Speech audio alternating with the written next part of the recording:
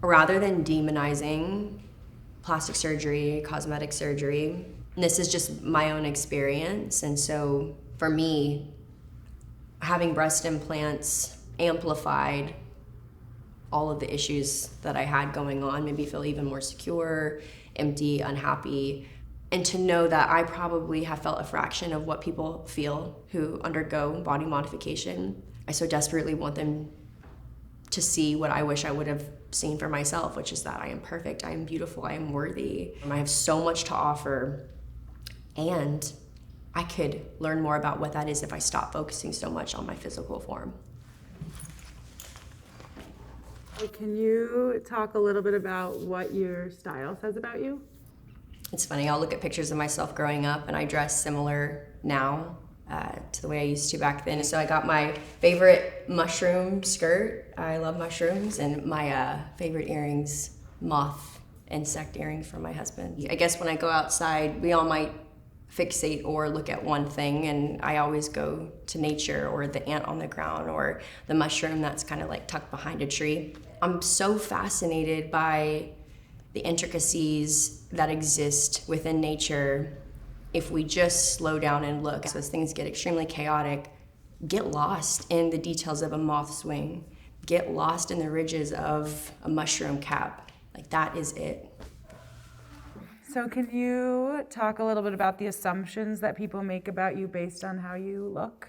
As it is now, I get assumptions like, what a hippie, especially living in Texas, like going around the grocery store, I can feel it. And being in the modeling industry for a long time, I think a lot of assumptions from that were that I, beyond my body, didn't really have too much to offer. I had gone through a major plastic surgery when I was about 17. I went from an A cup to a double D overnight.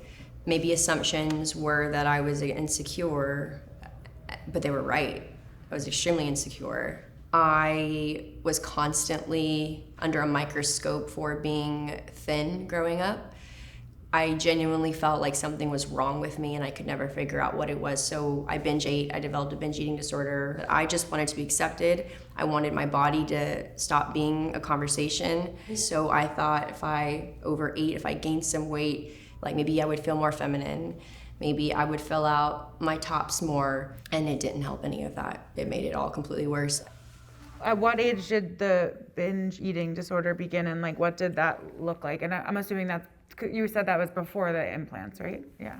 Binge eating was at about like 15, 16, but I was eating 10,000 calories a day and keeping in order it all to down. gain weight. Mm-hmm. To McDonald's breakfast meals. Lunch, I'd leave, I'd skip school and go get Taco Bell. And then I'd go home. I had a huge Greek salad for dinner every single night, like a bowl that you would serve for like 8 people. And I put an entire block of feta cheese right in the center. It was something to watch. It wasn't like It was like a sport. Oh yeah, there was the whole thing. I had to watch a show with it. I'd watch like the Food Network while I was eating it, and it was like this whole experience. And did it work? Yes, I gained some weight, mostly in my face. It was like water retention, but more so inflammation. But before you started binging, people were assuming that you had like an eating disorder? They thought I was anorexic. I was really worried about people thinking I was sick, and so I wanted to make everyone at ease. And what about emotionally, like your life, like your social, like what did your life look like with this level of obsession? Drugs. Lots of drugs. I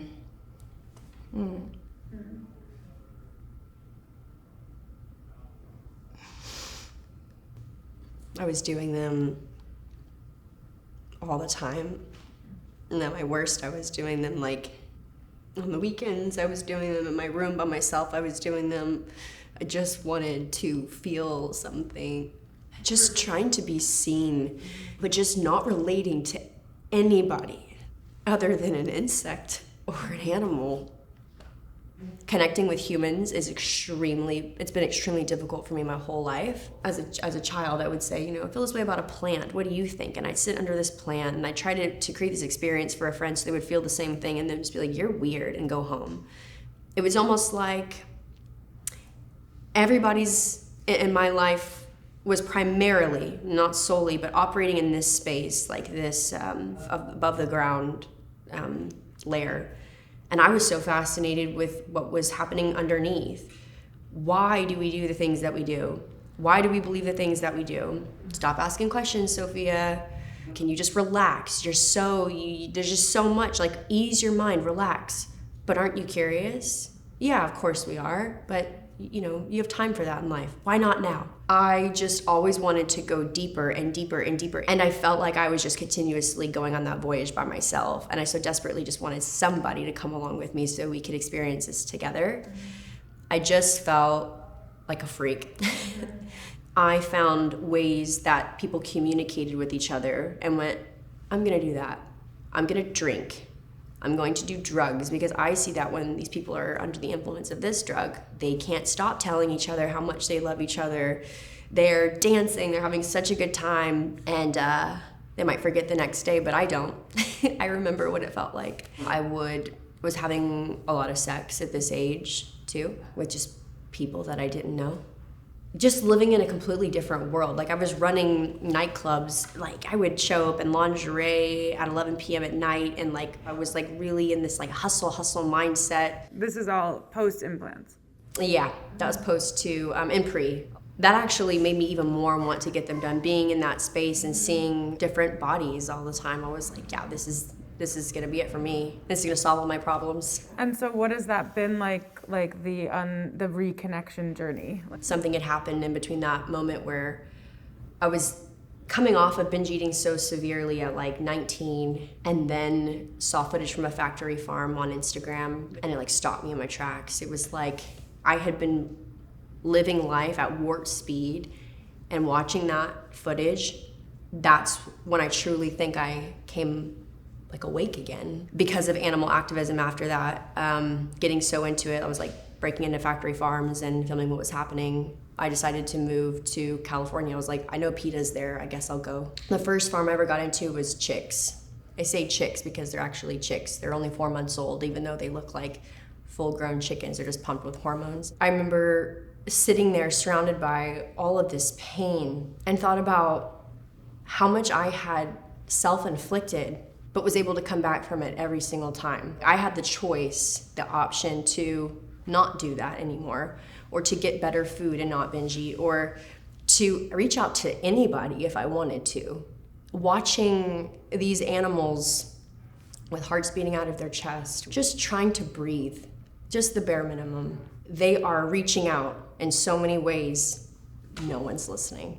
And then I thought about how much I had consumed in my binge eating days, and even before that, just living and existing, and how many physical bodies I have taken from this world just to be here, seeing something else suffering so severely for someone who was lacking purpose and direction. At that point, it was like, fill me up. This is it. This is what I'm gonna do. This is absolutely it. I will be your vessel. So how did removing your implants like connect to the journey of reconnecting to self, and like what was the journey going on with that along the way? So I had my breast implants put in at 17 or so, 18 or so. Wanted them out. Immediately? Yeah, immediately. Well, I was told keep them in for 2 years, and then, maybe, start working on getting them out. So I'll have 2 years doing this. I was dating someone else at the time who I conveyed I wanted to get my implants removed, and they said, don't. So kept them in and started to really wear like a lot of t-shirts and cover up, and felt a lot of shame around my body sexually too. I wanted to and act as this body part wasn't even involved. After that relationship, I decided I was gonna get my breast implants removed, and that has been one of the biggest sighs of relief in my body. It just finally reflected who I am and who I want to be in this world. And that was like a few months ago, right? Yeah, that was in, I guess, February. Rather than demonizing plastic surgery, cosmetic surgery, this is just my own experience. And so doing what feels authentically you in this life is a freedom that I think everybody should have. For me, having breast implants amplified all of the issues that I had going on, made me feel even more secure, empty, unhappy.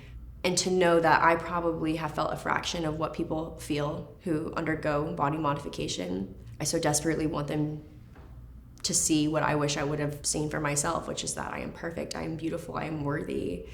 I am so much more than my physical form. I have so much to offer, and I could learn more about what that is if I stop focusing so much on my physical form.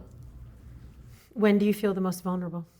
When I'm preparing to share my level of care and compassion for the world, but specifically animals. I'm constantly thinking of, if someone elected themselves to be a representative of me, who I don't even know, how are they going to represent me best? It's a big responsibility. So I continuously think about that for animals. How can I be the best representative? It's a lot of pressure that maybe I put on myself, but I just want to do them justice. I just want them to be seen. When do you feel the most beautiful? I feel the most beautiful when I forget what I look like, when I'm not wearing any makeup, when I relax my face, no puckering, no model brain, no squeezing in the cheeks on the face.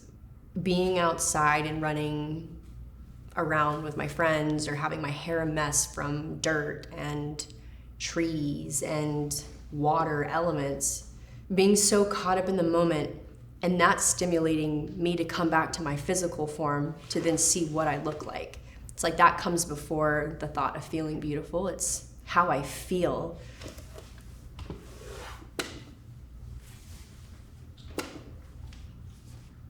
Okay, so last question. Why in your body, in your skin, in your journey, why is it a good place to be? I was given exactly this, so I can either spend my life exploring it, utilizing it, or I can fixate on changing it. What a lost opportunity.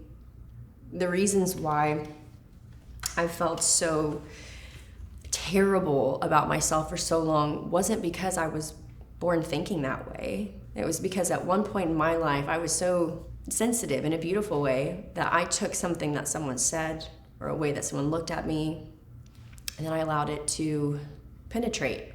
I wasn't born thinking that was there anything wrong with me. We're all perfect, and so I have absolutely nothing to be insecure about, shameful about in my body. None of us do. Like, what does it mean to be alive? Why are we here? Can it be as simple as just love? Yeah. Thank you so much. I'm so happy that I got to be here. Thank you so much. So grateful. We're so grateful. That was just absolutely like uplifting, beautiful. Thank you. Yeah, what an incredible story you have. It's amazing. Thank you to Biography, a line of clean, active face oils, for supporting us in bringing this episode of What's Underneath to life. I am a personal, humongous fan of Biography. I use all 3 face oils. It is such an amazing experience to smell them and to put them on. I feel like my skin has been so enhanced by them. Lily, do you use it too? Well, I think you gave me it first because you were trying to help me take better care of my skin, and now I use this Petty Grudges every single day. My skin feels glowy and like a baby. Head over to biographynyc.com and use code YourStory25 for 25% off your first purchase. Thank you for tuning in to this week's episode of What's Underneath With the amazing Sophia Esperanza. For more episodes like this, subscribe to StyleLikeU.